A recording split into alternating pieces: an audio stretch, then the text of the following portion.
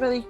Welcome back to Crafting and Crime Daily. The week is almost over. We're on Thursday, and so much going on. Oh my goodness. I'm gonna walk you through all of it. Some of it I won't get to till this weekend, but you're gonna get the full court press from me. Took a little from the testimony yesterday, full court press. Anyway, today we're talking about the case of Maya Kowalski versus Johns Hopkins Children's Hospital for her false imprisonment, her battery, and medical malpractice and wrongful death and fraud, bill.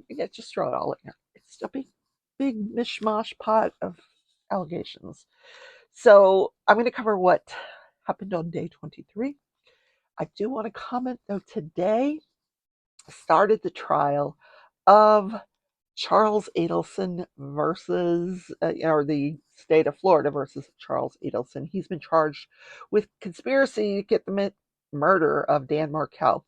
Actually, he did not pull the trigger. He is alleged to have been the mastermind.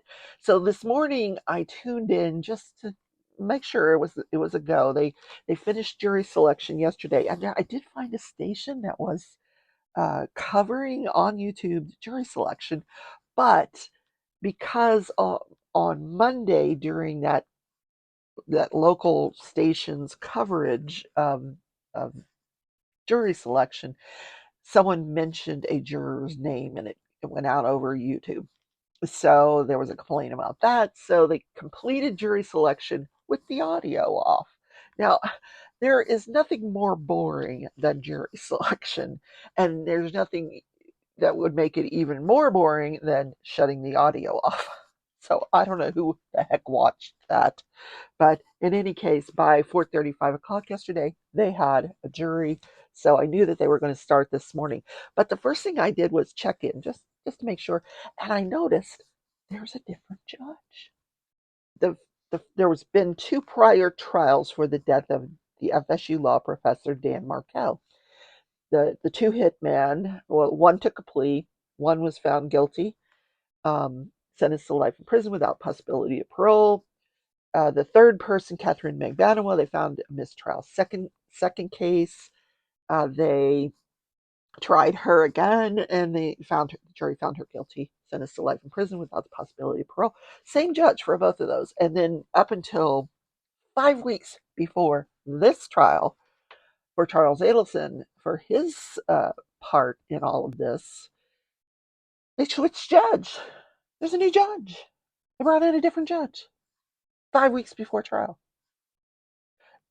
My understanding is, because normally judges rotate, but this is a huge case, huge, and it is very beneficial to know what the rulings were in the prior two cases, and very difficult for a new judge to come in and have to rely on basically the state to remind them of what prior rulings may have been, because the attorneys for the defense are not the same defense attorneys that were in the other two cases, because those were different defendants, different lawyers.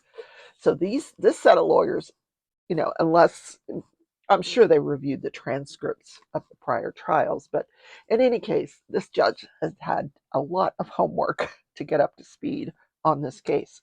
And then I noticed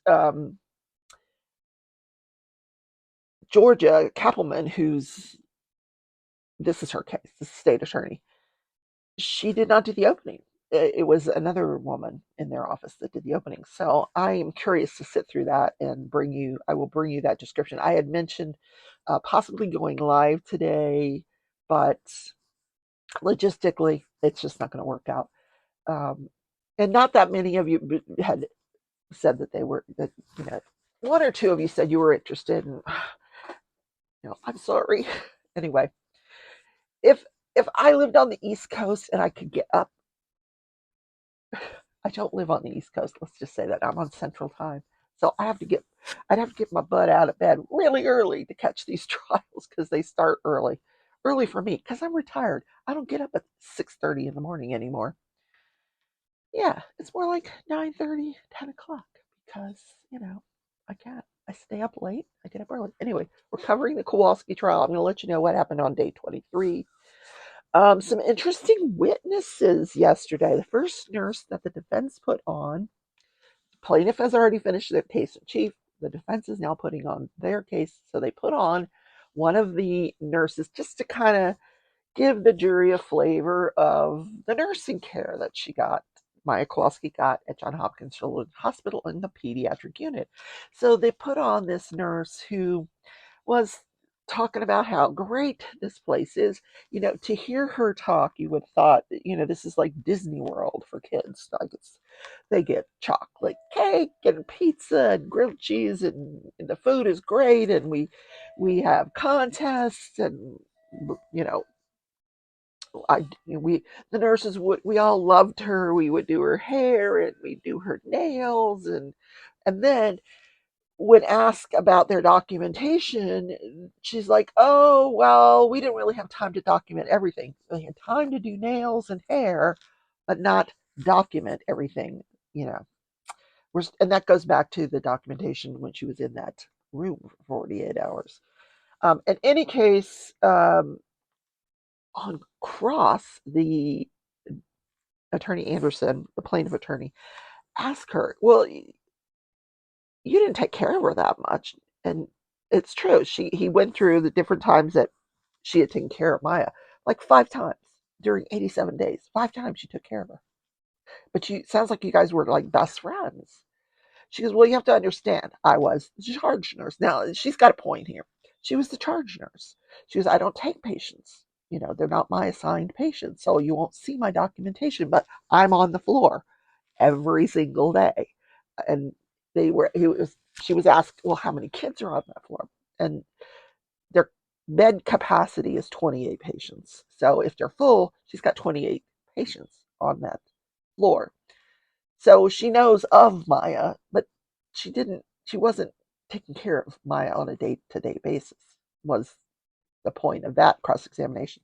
The other thing that was pointed out, Maya had done this drawing in this journal that they asked her to keep. She was doing a journal, and she had done this drawing with hearts and the names of staff inside the hearts. Now, Maya's testimony was she did that because she was trying to get on their good side, and she thought if she mentioned all their names, that they would let her out, you know.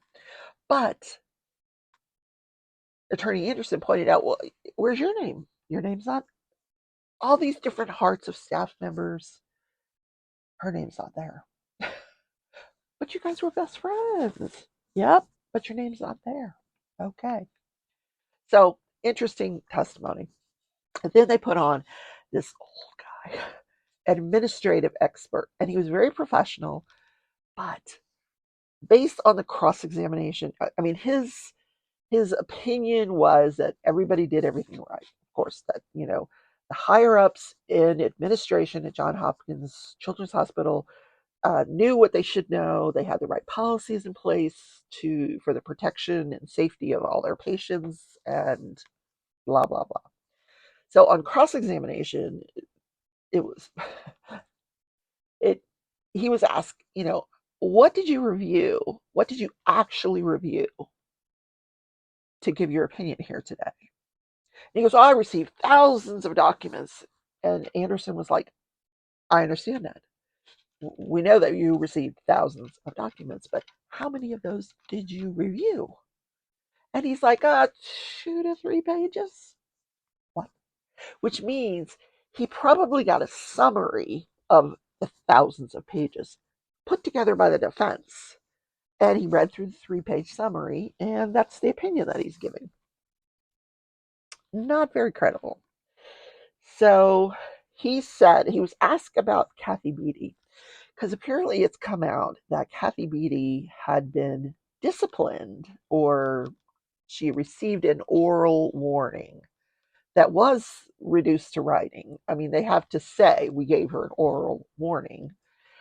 And then he was aware that Kathy Beatty had gotten an oral warning, but he didn't read the document about what the infraction was. And He was also asked if he was aware that she had been arrested out in the community for child abuse. Didn't know that either.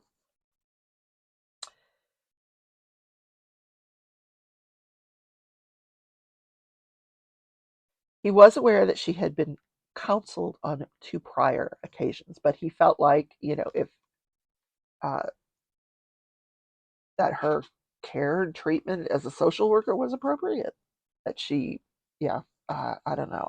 I don't even know how you get past that. He said he didn't see any problem with Kathy Beatty's care of Maya Kowalski, including the photographs. And he said, when she was held down to get the photographs, and he said, well, the parents didn't complain about it. So the defense attorney said, well, the parents weren't around. They weren't there to complain. And then they went through the whole thing that happened in the chapel where she took her in the chapel, and there was the hugs and the kisses, and he said, well, the parents didn't complain. The parents weren't there to complain. Yeah, what a stupid opinion that was. Anyway, the jury, they're so good with their questions. One of the questions was, do you feel like the 48-hour surveillance was done in good faith, given that apparently there was a communication between Sally Smith and a member of the staff saying that she can't keep up this charade forever. So the jury is asking, was that done in good faith given that statement? You know, and he says, "Oh, yes, it was done for treatment purposes." That's what he's saying the photographs were done for too, treatment purposes.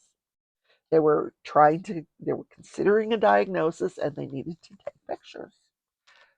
Yeah. He said that there was justification for the order to put her into the surveillance room. He felt it was appropriate. Then another question was, do you think John Hopkins Children's Hospital needs to change their policies to protect patient safety?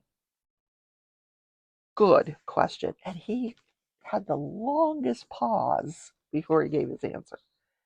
And his answer was that he felt they did not, that the policies that they have the proper policies and procedures in place to protect patients' safety. Okay. Yes, I'm doubting this. I'm doubting this. I just don't think, maybe they did, but I don't think this is the expert to say that because he just didn't review everything. You know, he just he's just a mouthpiece for the defense. He's saying whatever they put in that 2 to 3 page memo, telling him what to say. That's what he's saying, and that's the way it comes across to me. Then they put on a physical therapist. I don't know if he was the lead physical therapist, but one of the defenses that John Hopkins is putting forward is that they gave the appropriate treatment. Maybe she didn't have CRPS, but she was getting the appropriate treatment, the physical therapy, the occupational therapy, the cognitive behavioral therapy. Well, as far as you heard their experts say that the gold standard for treatment of CRPS is daily physical therapy, daily occupational therapy, daily cognitive behavioral therapy. Well, she was initially getting physical therapy 6 days a week. It was cut down to 3 weeks, 3 times a week, because she was refusing to participate. Now, the hospital's defense is she left in a better condition than when she came in. Not true. She couldn't walk when she came in. She couldn't walk when she left. And it's in this guy's notes. They showed the notes where it says she's not making any progress. And he said, we do know how to treat chronic complex regional pain syndrome. It's a graded conservative treatment. You do as much as they can do with their pain, And if they're having a bad day, you maybe downgrade it a little bit. If they're doing okay, you might push them within their limits to do a little bit more. He said the pain is always going to be there, and the function will come back before the pain disappears. First, you'll get the function back. And their goal was to get her up and standing, not necessarily walking, but where she could stand for periods of time. And she wouldn't do that. She just didn't want to do it. He says, our goal is to find the areas that need improvement, which was getting her out of that wheelchair, up and walking, and then develop a treatment plan, which is what they did. But she clearly did not make any progress. So they cut her down to 3 days a week with the idea that if she started participating more, they would up it again. Okay. Now, he was also asked some jury questions, and I don't remember what they were. Oh, he said she flat out refused to do some of the things. So then the last witness of the day was supposed to be by deposition. And initially they were going to show this deposition was 2 hours long. And the judge said, can you pare this down a little bit? So they did. They cut out certain portions and they got it down to where it was just under an hour, 59 minutes. So they start to show the jury, and all of a sudden it gets cut off. They go sidebar. Sidebar ends, and he sends the jury home. So apparently what happened is somebody on the defense team edited the wrong deposition. Yeah. So now somebody's going to get fired. These poor attorneys, they are exhausted. I can tell you from experience, they're exhausted. When I looked in on the trial this morning to see, if all is well, Anderson looked like he just looked a wreck. He just looked exhausted. So I can understand how it could have happened. I'm sure they're throwing everything but the kitchen sink at their staff to help them get ready for trial each day. And some poor paralegal is probably bawling her eyes out, knowing that she spent all that time editing the wrong video. Poor thing. I feel so bad for her. Anyway, that's what happened yesterday. Now, today, Sally Smith is on the stand. Now, I mentioned I might go live for that, but because of I didn't. I decided to sleep in. So I'm going to listen. I want to sit and listen to it so I don't miss a thing, and um, yeah. So you won't miss anything. I'll probably do a Saturday show, so you'll be all caught up on Kowalski case and the Adelson case. Yeah. Now, let me get my soapbox out. Here we are. I'm on the soapbox. What the hell is going on in this country? Another mass shooting. I turned on my iPad this morning thinking I'm going to get caught up on the trial. I'm going to listen to some more testimony. And in Lexington, Maine, there was another shooting. Well, I mean, Lewiston. I said Lexington. Lewiston, Maine, another shooting. Another shooting. 18 people, as of the time I'm recording this, are deceased. And the guy's still loose with his assault rifle. They're still trying to catch him. 13 people injured, 18 people dead. Nobody knows any of the specifics. It happened in different locations late last night. And I have to tell you, I'm sick over this. Just sick. That our Congress, this great nation, can't do something about gun control. Won't do something about gun control. They can. They won't. They refuse. And I'm sick of it. Sick of it. I don't like turning on the news every night and hearing about mass shootings. Now we got to hear about Israel. I mean, bombing Hamas. But they're not bombing Hamas. They're bombing innocent people. Now I'm not taking sides. I don't I don't have any feelings one way or another about who's right or who's wrong, but you're bombing innocent people. The Hamas are underground in tunnels. Stop bombing so the innocent people can get out of Gaza. Yeah. Oh my God. I got to stop watching the news because it's too depressing. Meanwhile, we can't even elect a Speaker of the House, for Christ's sakes. I'm sorry. I said I was going to be on my soapbox, and I am. Please leave a comment. Let me know what you think. I mean, is this world just gone to hell in a handbasket? I mean, come on. Take away the assault rifles in this country. They don't have them in other countries. Why do we need them? What do you need an assault rifle for?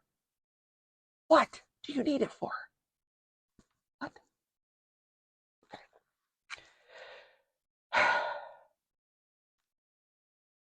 Have a great day, everybody. On that note, all right, guys, I'm going to go. I've got a lot of stuff to listen to, got some errands to run. Please leave me your comments. Thank you for subscribing. Don't forget to hit that thumbs up on your way out. I love you all, and I'll see you tomorrow on Crafting and Crime Daily. It's probably going to be an extended version tomorrow because I have a lot to cover. So I'll see you, everybody. Bye.